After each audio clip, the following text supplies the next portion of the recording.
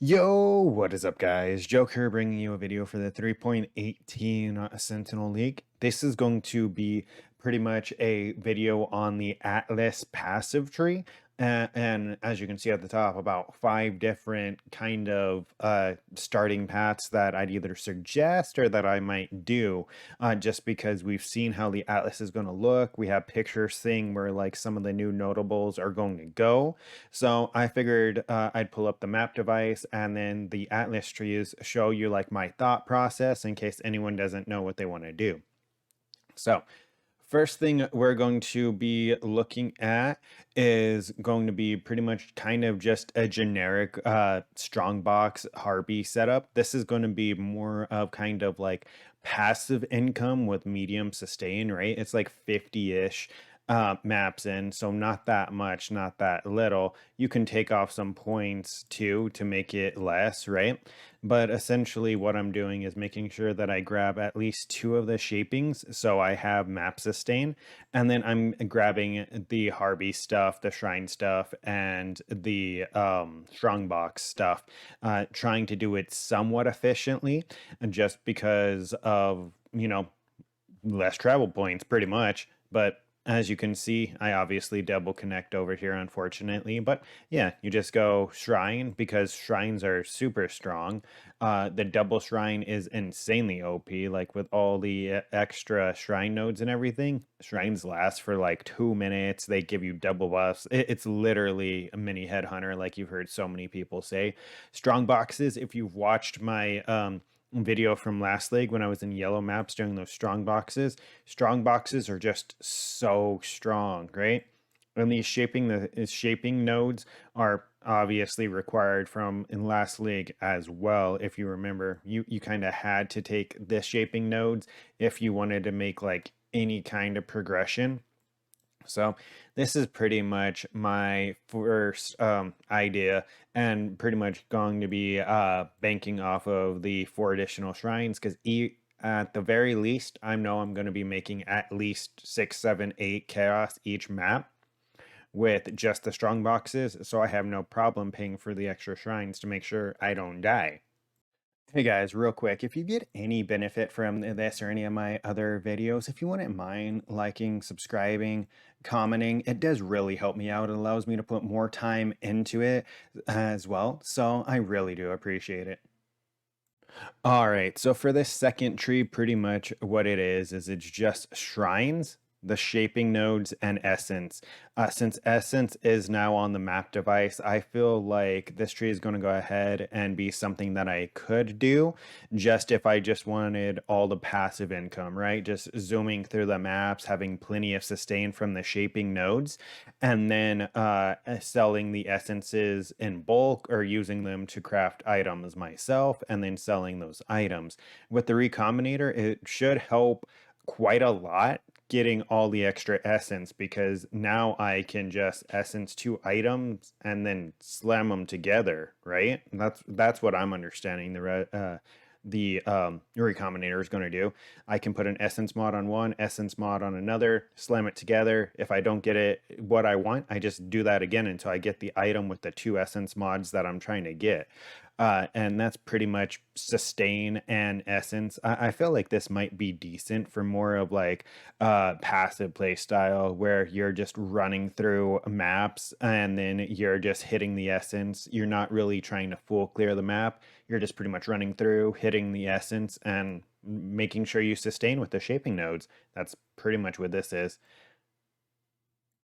Now, this one is kind of a combination of the others. It's strong boxes and essence and shrines and Harby. Like, this is just like the I'm gonna stay in low tier maps for a while one, right? Because the shrines are definitely gonna kind of ensure the fact that I can clear like the essence and the Harby no problem. But I also have none of the shaping nodes, so I wouldn't be able to go ahead and the sustain on this would probably be pretty poor, throwing that out 100%. Obviously, the next node you can spec would be like specking into some of the shaping because you are pretty close, and that should fix, I mean, a large majority of it. I think it is like the lowest amount of points too. So, like, if I did go ahead and then just add these 4 points, granted, it brings me closer to like 55 or 60 or something, but it will help my sustain quite a lot, just this one shaping node. And once again, it's like another 5 to over here. So it wouldn't be that hard that with the currency I make from this, trying to push and get the other shaping nodes, at least until you get watchstones. Shaping nodes are going to be kind of like a necessity, right? Until you get the watchstones, you're going to need the shaping nodes for sustain. All right, and here's an atlas tree that I've been kind of really undecided on, and I'll explain the weird ass pathing here in a second. I mean, you could probably obviously see what the pathing's doing, but let me explain. So, breach is 2C. I have a hard time believing that if I path this way and I just take all of the breach nodes and then the shrine nodes to obviously make sure that I can clear the breaches no problem, then I should be perfectly fine making at least 2C back a map. This is obviously the lowest investment because all you're doing is putting you're putting 2C into the map device for a breach. That's it. That's all you're doing. And then you're running through the map, and you should, between all the notables of like the call of Zestola and then Flash Breach and all that, you should get at least 2C worth of chaos. Like, no, I'm not even going to say should. You will. I highly doubt you're going to get less than 2C worth of chaos. Granted, they did nerf the shit out of it, but the best part of using this as a starter strategy is you actually can benefit more of the within their grasp because you're going to be doing this in low tier maps, which means the bosses, when they spawn, they're going to be that much weaker and that much more manageable to actually kill as opposed to some higher difficulty things, right? Like if you were in red maps, obviously a red map boss is going to have more HP than a white map boss. So if you rush this and, like I said, even grab the shapings there, maybe you should be able to go ahead and hopefully sustain the maps. As I felt like they did make map drops common enough, so hopefully sustain the maps enough, and then just 2C breach. And since everyone thinks that breach is shit right now, maybe you'll be one of the only people to benefit. Because remember, grasping mail was worth a ton. It was worth an absolute shit ton, and you got that from the breach rings. So potentially early league for a lot of money, since everyone thinks breach stones aren't going to be worth anything like they were this league. So I'm making off hopes on this one. All right, and that brings me to my fifth and possibly favorite tree. Yes, it did take a decent amount more points, but just because this is the way that I wanted to set it for this early up in the league. So before I explain why this looks like a bat with one wing or like a half-eaten bird, let me introduce Wandering Path. Wandering Path is a notable atlas passive skills grant nothing and 100% increased effect of small atlas passives. So we get all the benefit and no downside because we're not taking any of the notables, right? We're only taking small passives. Why do I have it mapped out like this? Well, this is more just my preference because it's going to be league start. I'm going to explain why I have it set up like this. So with this tree, I would have 68% chance for map boss to drop an additional connected map. I'd have 72% chance for the maps to be of a higher tier, 18% chance for the maps to double, 30% chance for an additional essence in each area, and 30% chance for each essence to have like an additional essence.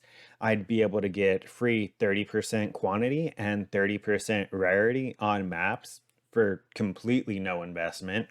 So on top of the absolutely insane amount of sustain that I feel like this would give me, um, I feel like it was just something funny and memey, right? I am gonna obviously do a lot with Wandering Path because I think I can force very close to like 100% double map drops, right? Or something cheeky like that.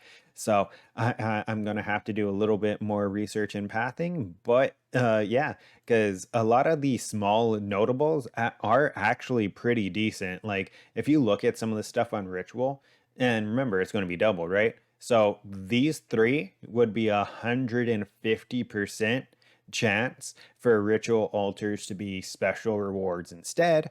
And then these would go ahead and be essentially a reroll would cost you 60% less tribute. So like that's insane. If you look at some of these, Rogue Exiles have a 10% chance to drop for each of these. It even makes Rogue Exiles less trash, dude. Same thing with some of the other nodes as well. It's pretty much just going to steroid them. I think a lot of people are getting hung up on the big nodes, but you have to remember little nodes matter a lot too with Wandering Path. You can have a full Wandering Path tree. You don't have to take any of the notables. And with the small notables on the tree, you're able to get such large benefit that it may be worth just running a Wandering Path tree, right? And shit, that'd be like for selling maps and stuff or anything, actually. I feel like this would be like the ultimate early game sustain.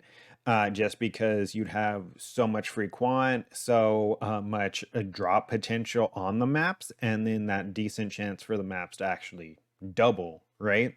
So that's pretty much it. That's where I'm going to end this video. Hopefully one of these 5 trees helped you out. I mean, I guess 4 plus meme. But yeah, that's pretty much it. Don't forget to like, comment, and subscribe to stay up to date with this and future content. And until next time, take care.